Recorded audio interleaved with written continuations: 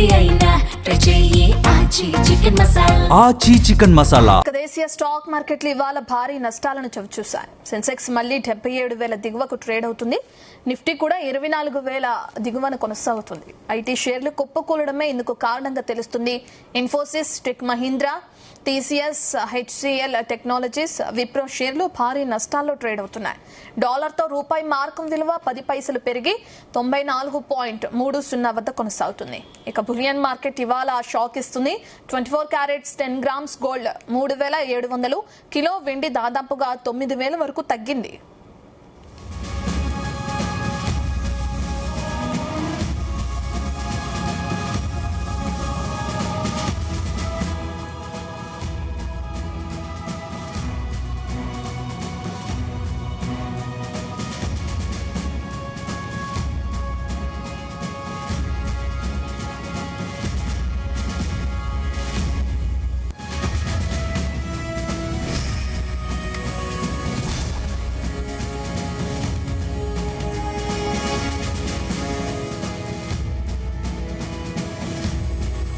దేశీయ స్టాక్ మార్కెట్లు ఇవాళ భారీ నష్టాలను చవిచూశాయి. సెన్సెక్స్ మళ్లీ 77,000 దిగువన ట్రేడ్ అవుతుంది. నిఫ్టీ కూడా 24,000 దిగువన కొనసాగుతుంది. ఐటీ షేర్లు కుప్పకూలడమే ఇందుకు కారణంగా తెలుస్తుంది. Infosys, tech Mahindra, TCS, HCl technologies, Wipro షేర్లు భారీ నష్టాల్లో ట్రేడ్ అవుతున్నాయి. డాలర్తో రూపాయి మార్కం విలువ 10 పైసలు పెరిగి 94.30 వద్ద కొనసాగుతుంది. ఇక బులియన్ మార్కెట్లో ఇవాళ షాక్ ఇస్తుంది. 24 క్యారెట్స్ 10 గ్రాముల గోల్డ్ 3,700, కిలో వెండి దాదాపు 9,000 వరకు తగ్గాయి.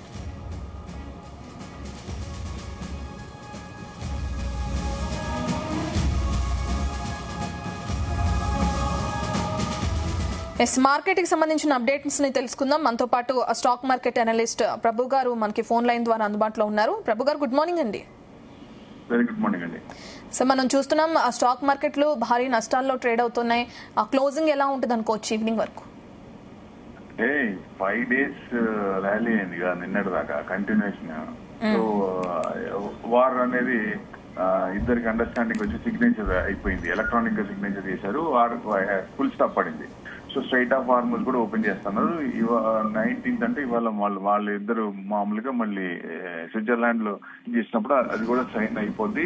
స్ట్రైట్ ఆఫ్ ఫార్మర్స్ కూడా ఓపెన్ అవుతుంది.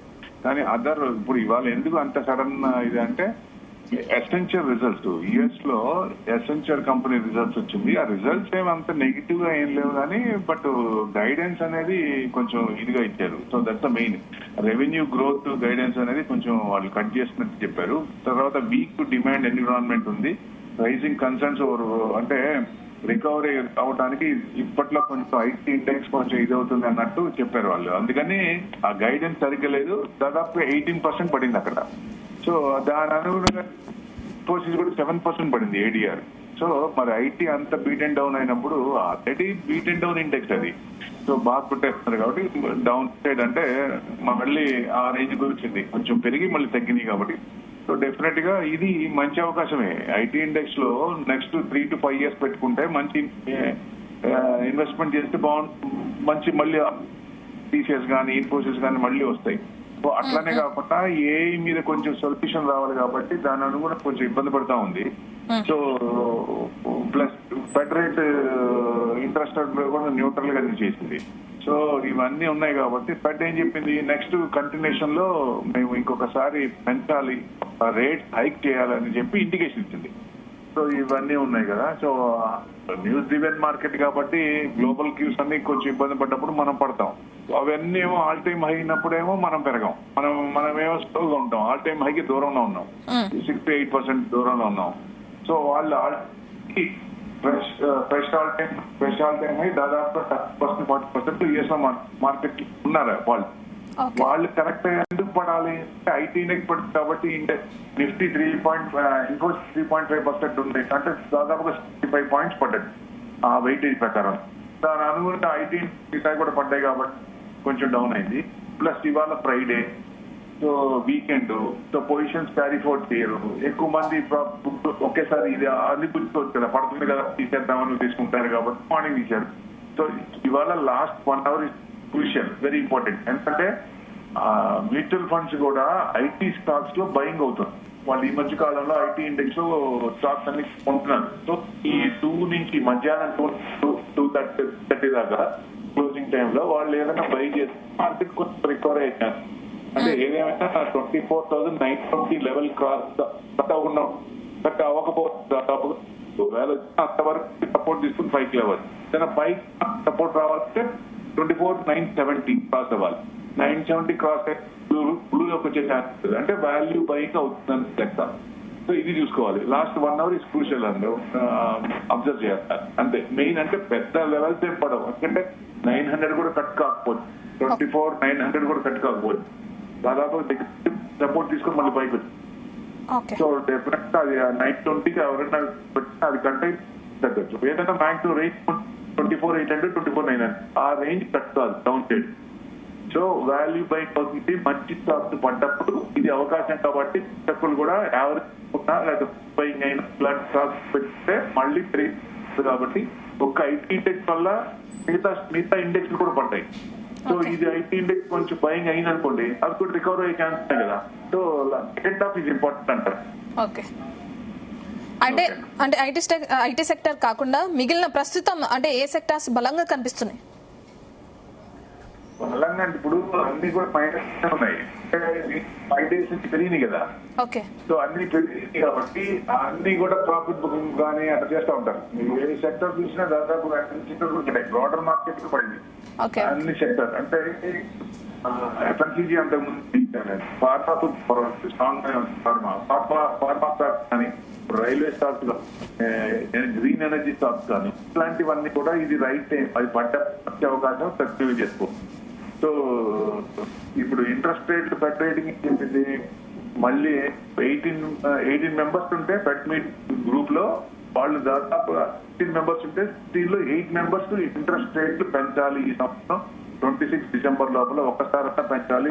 50 బేసిస్ దాకా 25 బేసిస్ టు 50 బేసిస్ పెంచాలన్నారు. ఇప్పుడు ఏమవుతుంది, ఇంట్రెస్ట్ రేట్ తగ్గినప్పుడు గోల్డ్ పెరుగుతుంది, ఇంట్రెస్ట్ రేట్ పెరిగినప్పుడు గోల్డ్ తగ్గుతుంది. అందుకనే గోల్డ్ మన దగ్గర 2,930 పాయింట్స్ అంటే 1,40,000. అంటే జనరల్ గా down side range 140 to 150 range లోనే అంతవరకు రావాల్సిన ఎక్స్పెక్టేషన్. మేబీ 141, 144 అలా ఆ రేంజ్ వరకు రావచ్చు.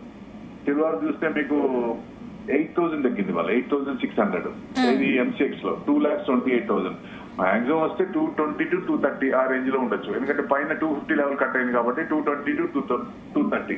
ఎవరైనా కొనుక్కోదలుచుకున్నప్పుడు టోటల్ గా మొత్తం ఉన్న క్యాపిటల్ ఎక్కువ పర్సెంటేజ్ పెట్టకుండా ఈ గోల్డ్ సిల్వర్ లో బాగా పడినప్పుడు కొంచెం పర్సెంటేజ్ 20 మన క్యాపిటల్ లో 20% మెటల్స్ లో అనుకున్నప్పుడు గోల్డ్ లో కొంత, మెటల్స్ సిల్వర్ లో కొంత, జింక్ లో కొంత, కాపర్ లో కొంత పెట్టుకుంటే డైవర్సిఫై చేసుకుంటే మంచిది. అది పడ్డప్పుడు సో మళ్ళీ పెరిగినప్పుడు ఏదైనా 10% ప్రాఫిట్ బుక్ చేసుకోవచ్చు. దాంట్లో మెయిన్ థింగ్ ఆ లెక్క చూడాలి. ఇన్వెస్ట్మెంట్ పరంగా అయితే లాంగ్ రన్ లో ఈ కన్వర్షన్ ఏదైతే ఉందో ఫారెక్స్ రిజర్వ్స్ లో డాలర్స్ తో ఎక్కువ ఉంటాయి. ఆ కన్వర్ట్ 10% అయింది. ఆ 10% టు 10% అయితే గోల్డ్ డిసెంబర్ లోపల పెరగదా అంటే పెరిగే ఛాన్స్ 10% మళ్ళీ గోల్డ్ పెరుగుతుంది.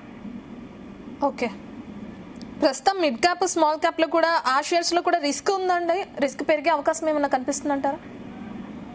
సో రిస్క్ పెరిగదా అంటే where there is risk there is risk reward. ఎంత risk, how much the risk we take that much rewards will be there. So ఇది పడినప్పుడు తమిళియన్స్ కి అమావాస్యలో ఇన్వెస్టర్ కూడా ఈ పడినప్పుడు మంచి అవకాశం. ఫండమెంటల్స్ ఉన్నాయి.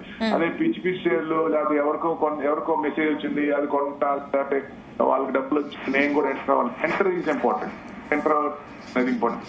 సో అట్లానే ఇలాంటి పడినప్పుడు లెవెల్స్ వచ్చినప్పుడు మంచి స్టాక్స్ కొనుక్కొని మళ్ళీ మన టార్గెట్ ప్రకారం ప్లస్ ఇప్పుడు ఏంటంటే exit is also most important. మనం ట్రెండింగ్ లో ఉన్నాం, న్యూస్ డ్రివెన్ కాబట్టి న్యూస్ ఐటీలో మార్కెట్ ఉంది.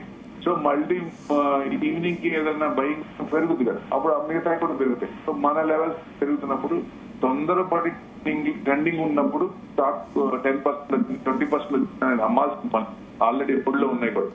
సో ట్రెండింగ్ ఉంది కాబట్టి ఇప్పుడు మార్కెట్ కొంచెం పెరుగుతాయి, స్టాక్ బ్రాడర్ మార్కెట్ పెరుగుతోంది. సో 5-6 days నుంచి పెరిగింది కాబట్టి కొంచెం ప్రాఫిట్స్ వస్తుంది. వీకెండ్ కాబట్టి ప్రాఫిట్ బుక్ అనేది సర్వసాధారణం అంతే. కానీ ట్రెండ్ మారలేదు. ట్రెండ్ లాంగ్ టర్మ్ మళ్ళీ ఎందుకంటే అయిపోయింది, బార్ అయిపోయి స్ట్రైట్ ఆఫ్ బార్ మూజ్ మనకి నెగిటివ్ ఏం లేదు కాబట్టి చిన్న చిన్న ఇది వస్తుంటాయి మధ్యలో. సో డెఫినెట్ గా అలాంటివి ఉపయోగించుకోమంటా నేను. ఓకే, దాదాపు 6 నెలల్లో మనం గమనిస్తే 50% వరకు ఐటీ షేర్స్ పడిపోవడం చూస్తున్నాం. అసలు ఏంటి కారణం ఏమై ఉండొచ్చు అంటారండి ప్రభు గారు? ముందు ముందు ఎలా ఉండబోతుంది ఈ సెక్టర్? ఎప్పుడైనా సెక్టార్స్ ఆర్ సిక్లికల్. అంటే ఈ సంవత్సరం పెరిగిన సెక్టార్ బాగా నెక్స్ట్ ఇయర్ పెరగబోదు. ఎందుకంటే టైం తీసుకుంటాయి. మళ్ళీ ఈ సంవత్సరం పెరిగి నెక్స్ట్ ఇయర్ పెరగదు, నెక్స్ట్ ఇయర్ ఈ సంవత్సరం తగ్గి నెక్స్ట్ ఇయర్ పెరగదు, ఆ 5 సంవత్సరం పెరగదు. ఈ ట్రెండ్ డౌన్ ఏంటంటే మెయిన్ ఐటీ ఇండెక్స్ 41% పైన అబౌవ్ ఉంది. సో అట్లాంటివి మీకు ఏ విధంగా సొల్యూషన్ రాలేదు. లే ఆఫ్ జరుగుతున్నాయి. మళ్ళీ 100 మంది చేసే పని 10 మంది చేస్తారు. 10 మందితో దీంతో సరిపోతుంది, సరిపోతుంది అంటే అప్పుడు ఇప్పుడు 100 మంది చేసే పని అవి చేస్తాను. బట్ దీని 100 మంది కంటే ఎక్కువ ఏవి ఇంప్లిమెంట్ చేసే ఖర్చు ఈ 100 మందికి చేసే ఖర్చు కంటే ఎక్కువ ఉంది. అది కూడా కదా.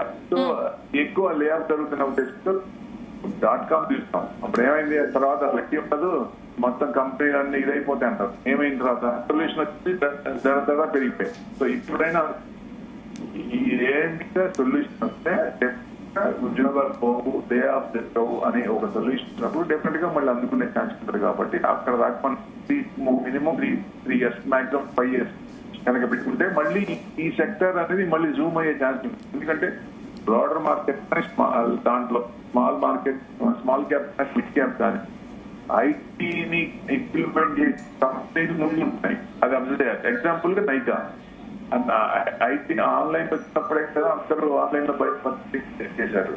ఐటీ ఎవరైతే ఇంప్లిమెంట్ చేస్తారో డెఫినెట్ గా అవి ముందు వరుసలో ఉంటుంది. ఓకే, నెక్స్ట్ వీక్ మార్కెట్ ఎలా ఉండబోతుంది అంటారు? ఎనాలిసిస్ ఏంటి ఇది దానిపైన?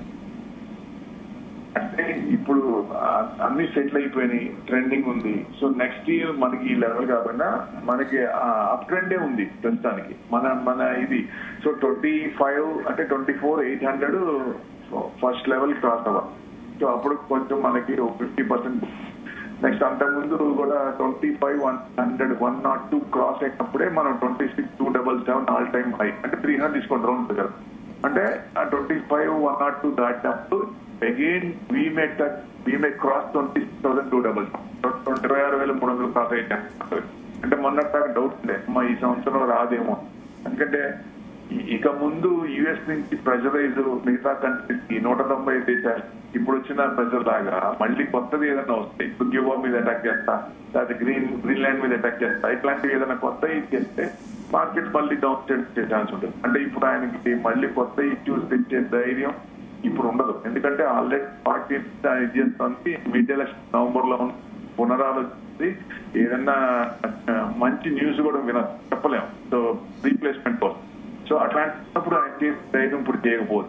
సో అన్ని జియో పొలిటికల్ గా ఏమి లేవు, ఏమి లేవు. కాబట్టి ఆ మార్కెట్ పెరుగుతున్నప్పుడే మనం అంత పెరగల. సో ఇప్పుడు మన ఇవన్నీ పారామీటర్స్ అని పాజిటివ్ గా మారుతున్నాయి కాబట్టి సో డెఫినెట్ గా ఇక నుంచి నెక్స్ట్ 2 years కూడా బాగానే ఉంటుంది. నెక్స్ట్ వీక్ కూడా ట్రెండింగ్ అనే ఉంటుంది అనేది ఎక్స్పెక్టేషన్. అంటే లాంగ్ టు షార్ట్ వీక్ అంటే నెక్స్ట్ వీక్ కూడా చూస్తే పాజిటివ్ ట్రెండ్ ఉండదు ఎక్స్పెక్టేషన్. ఓకే, థ్యాంక్ యూ ప్రభు గారు. Thank you for your analysis.